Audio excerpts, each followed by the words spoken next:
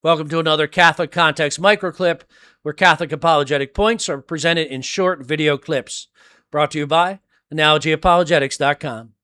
Have you ever met a Christian who contends that Peter was not given unique governing authority and that the apostles were not given authority to pass on to their successors?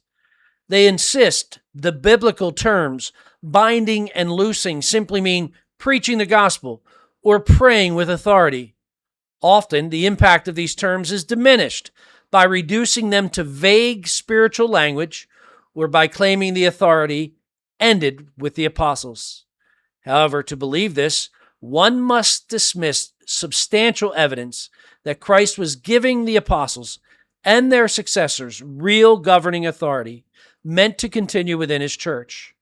First, binding and loosing were recognized legal terms in ancient Israel. Jewish rabbis used this language when making authoritative judgments concerning the law of Moses. To bind meant to forbid or obligate. To loose meant to permit or release. You can already see the foundation of this in the book of Deuteronomy. There, God establishes a covenant court in Israel. Difficult legal and doctrinal matters were brought before the priests and the judges of this court, and the people were commanded to obey their rulings. This forms the Old Testament foundation for what later became known in Judaism as binding and loosing. This concept is further developed in the book of Isaiah, where the Davidic king appoints a royal steward and gives him the key of the house of David as a symbol of governing authority over the kingdom. Early Jewish writings clearly show how these terms were understood. Flavius Josephus, in the Wars of the Jews, describes the influence of the Pharisees and says that they bound and loosed at their pleasure. Josephus used these terms knowing his readers understood them as expressions of governing and judicial authority. This makes the Gospel of Matthew especially powerful. In Matthew 16, Christ speaks specifically to Peter. He gives him the keys along with the authority to bind and loose, clearly identifying Peter as the royal steward under the final Davidic king, Jesus Christ. Shortly afterward, in Matthew 18, Christ extends binding and loosing authority to the other apostles, collectively, after explaining the process for resolving disputes within the church. However, he does not give them the keys because only Peter received the office of royal steward.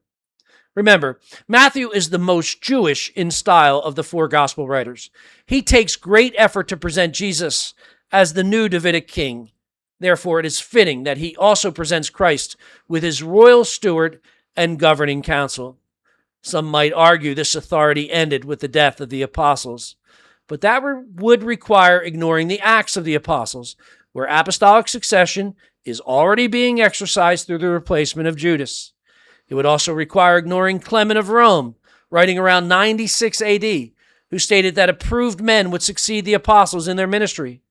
Remember, St. John was still alive at this time. Such a statement would have been scandalous if it were false. Other early church fathers taught the same thing. The historical record is clear.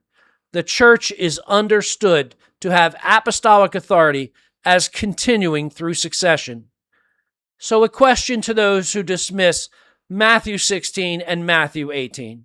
With such substantial evidence from Scripture, ancient Israel, Jewish history, and the early church fathers that binding and loosing referred to real covenant authority, wouldn't it be more logical to read these passages as the Catholic Church always has, as legal and governing authority given directly by Christ to lead his people?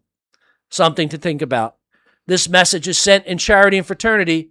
Sacred Heart of Jesus, have mercy on us. The analogy apologetic here.